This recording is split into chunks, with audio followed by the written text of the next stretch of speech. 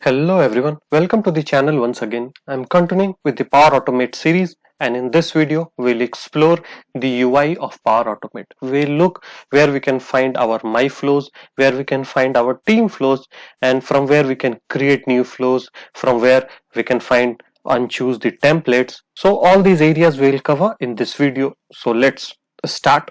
If you are liking the videos, please do like, share and subscribe the channel. It means a lot to me. So let's start. So first thing first, this is my landing page of Power Automate. And if you see the URL, currently it's flow.microsoft.com. Now earlier Power Automate was known as Microsoft Flow, and now it is named as Power Automate. So I'm pretty sure that this URL in the future would also change as Microsoft had rebranded this Flow. So this you can expect to change. This is my personal view. It might not change also, but I expect this should change. Now when you are landed to this page, you will see this section where all those pending approvals which are pending at your end will be visible here. So from here you can approve or reject. So this is there, and then if you scroll down, all the templates which are readily available and can be used are listed here. So all the remote work email notifications are listed here. If you scroll down, there would be a popular services which are available like SharePoint, Office 365, OneDrive, Twitter. So these are all listed here. Now below here there is some documentation and a guide how you can implement it. So this is there, and then below this there is a general links of all the products in M365 where Power Platforms overview, Power BI, virtual agents. Now this is getting famous nowadays. Here you can build a chatbots. So this is there, and then the pricing you can check, the community you can find supports. So all this Power Automate desktop you can find it here. So all this are listed here. Now if you scroll up and you click here, you will find these left navigation bars. So on my action items, if you click approvals, you will see that all those items which are pending for your approval will be listed here. From here you can approve or reject, and if you want to reassign to somebody, you can reassign also. So this is there, and then this is the history and all this end. So this kind of my dashboard where all the item which is pending at your end you can see on this page, and you can approve from here. The second place from where you can approve is through your mails also. If you go to this, you can approve and reject from the mails also. But if suppose there are hundreds of approvals which are pending, you cannot go and check and approve one by one all the mails. So from here on this dashboard you can check all the pending items and you can approve and reject from here. Now if you go to my flows, these are the flows. From here you can create the flows like automated cloud flows, instant flows, scheduled flows. So all you can create it from here, and then cloud flows, desktop flows, business process flows shared with all would be listed here. Now this is the flow which is currently there, it's with me. So if I click here, this is the flow dashboard. So here you can edit the flow, you can share the flow, you can save also, you can delete the flow also. Here the details are there, the name of the flow, who is the owner of the flow, and what is the state, whether it's on or off. If it is on, it's here. You can turn off from here. On which date it was created and which date it was modified, type, which type of flow is there, whether it is automated or not, and then the plan, on which plan this flow is running, which will be listed here.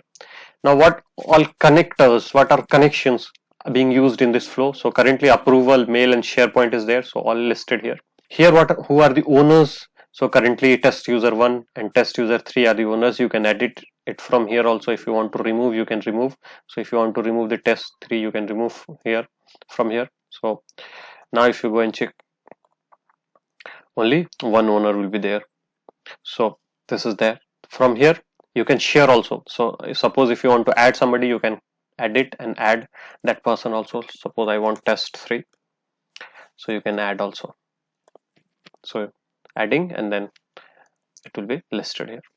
Here all history run of the workflow would be there. So if any run is failed, it will be listed as failed. If succeeded, any flow it's running, it's still running, and at what stage it's running. So you can click here and you can see that at what stage it is pending. Now all this green tick is already executed. This icon means it's pending. So you can view that what all steps already executed and at what stage it is pending. So this is there. If any error happened, you can click here and then find at what step the error has occurred, and then you can troubleshoot. So this is there. Now there is one analytics tab. Here you can check the flow analytics. What are the usage, what are the errors of this flow. So currently I don't have any data, so that's why it's not showing. So in the from the drop down you can see for last 7 days, 14 days and 30 days. So these all tabs you can use. This become very handy when your flow is getting used very heavily, and it could hit any limitations. So you can go and check in the analytics tab that whether it has hit any limits or not, and why it is put on hold. So this you can analyze from here. So this is my flows. From create you can click and you can create these flows which are there, automated, instant, schedule, desktop and all.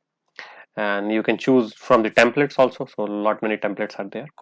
So here also on you, if you click on templates, all the templates will be listed here. So all the templates you can filter from here. You can sort it by popularity, name, filter, and so many things are there. Connectors, what are connectors are there, all would be listed here. So these are there. And then the monitoring also, you can monitor from here also what are the flows which are there. You can monitor Cloudflow activity. So what are flows from distance shared with me. So this you can monitor from here also. Now this is the one flow which I have, and I don't have any desktop flow, so that's why it's built. So it's there. For AI builders, you can build the AI and the models which are there already listed. So these are the templates which are there. Category, classification, entity, you can use it. Models are there. So currently I don't have any, so that's why it's not listed. In the solutions, all the solutions would be listed, and from here you can import new solutions also.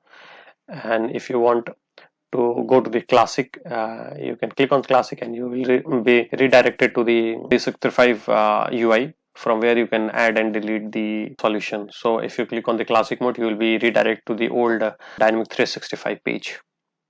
So the pop-up I will show, and then this should be listed, and this is this old classic view. From here you can delete, add, and all these are there. If you are familiar with the Dynamic 365, then you are aware with this. If not, then you can ignore.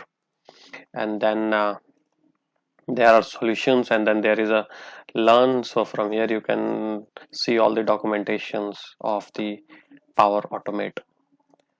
So this is the UI part of the flow. From the next video we'll start creating our workflows and see the components of it. Thank you so much for watching, and please do like, share and subscribe the channel. Thank you so much.